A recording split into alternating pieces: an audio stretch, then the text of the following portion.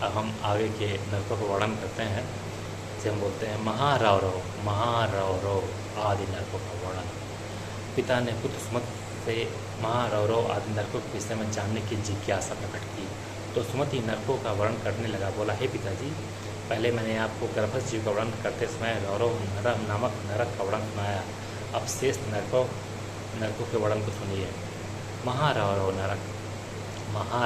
नरक इसमें उस व्यक्ति को जो कि व्यभिचार अर्थात जिस स्त्री के साथ मैथुन करना उचित ना हो उसके साथ मैथुन करता है, अवश्य भोजन करने वाला, मित्र सेवा, स्वामी से विश्वासघात एवं शत्रुता का व्यवहार करने वाला, अपनी स्त्री को त्याग कर दूसरे को स्त्री के साथ संभोग करने वाला, मार्गों, तालाबों, आराम गृहों एवं उपवनों को नष्ट करने वाला होता है। उसे यमदूत हाथ पांव बांधकर महारौरव नरक में डालते हैं।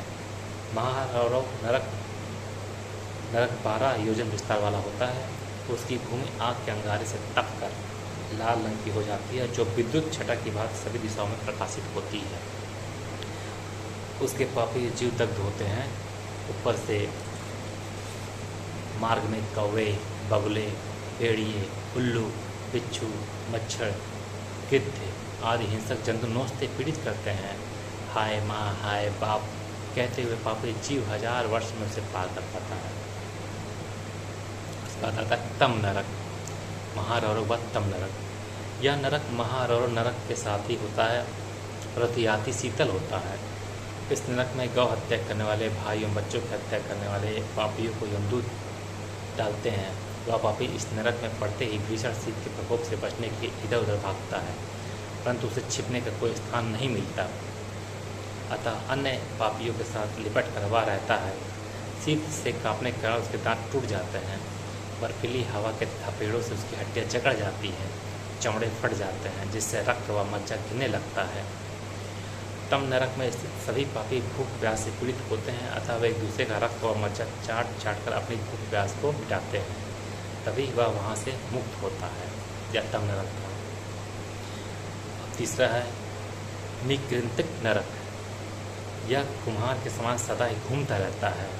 इस चक्र में पापियों को कालसूत्र से ठीक उसी प्रकार काटा जाता है जिस प्रकार की कुम्हार अपनी चाक पर मिट्टी से घड़े आदि के निर्माण के समय सूत से काटता रहता है।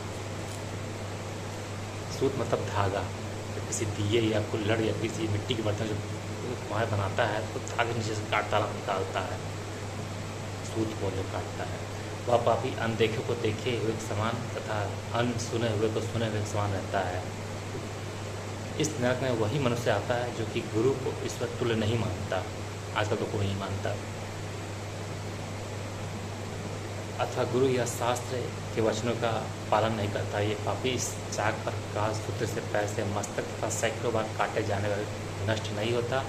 उसे कितना भी टुकड़े पर क्यों न काटा जाए, वे दोबारा जुड़कर पुनः एक हो जाते हैं। इस प्रकार वे 1000 वर्ष तक काटे व जोड़े जाते हैं, जब तक वे पाप मुक्त नहीं हो जाते हैं।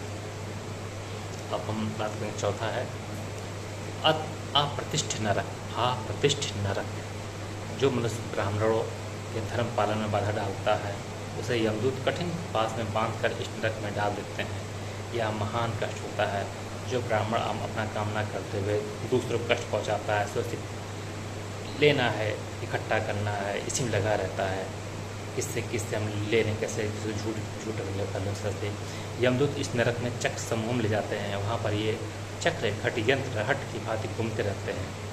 पापी मनुष्यों को इस चक्र में बांध दिया जाता है, जिससे वे इस घट यंत्र के साथ चक्कर काटते रहते हैं, जिस कारण बार बार रक्त का वमन करते हैं। आंखें बाहर निकल आती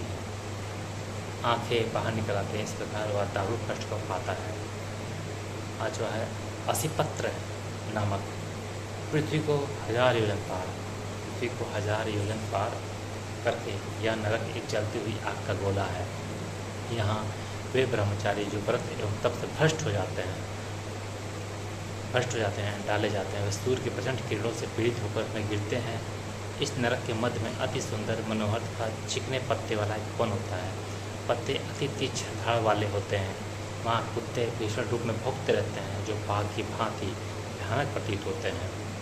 भूख प्यास से पीड़ित हुए पापी जीव अति भयभीत होकर वे माँ बाप को आवाज़ देकर तारों करते हुए और भीषण ताप से भी पीड़ित होने के कारण उस सुंदर व शीतल वन में छुपने के लिए जाते हैं। परंतु वहाँ जाने पर पेड़ों से तलवार के समान तीक्ष्ण धार वाली पत्तियाँ उन पापी के शरीर पर गिर कर उसे पीड़ित करती रहती हैं। फिर वे जलती हुई अग्नि में गिरकर दग्ध किए जाते हैं तथा कुत्ते उसे झपट झपट कर झुंडों में काटते हैं। फिर हम बात करते हैं छठे की तप्त कुंभ नरक।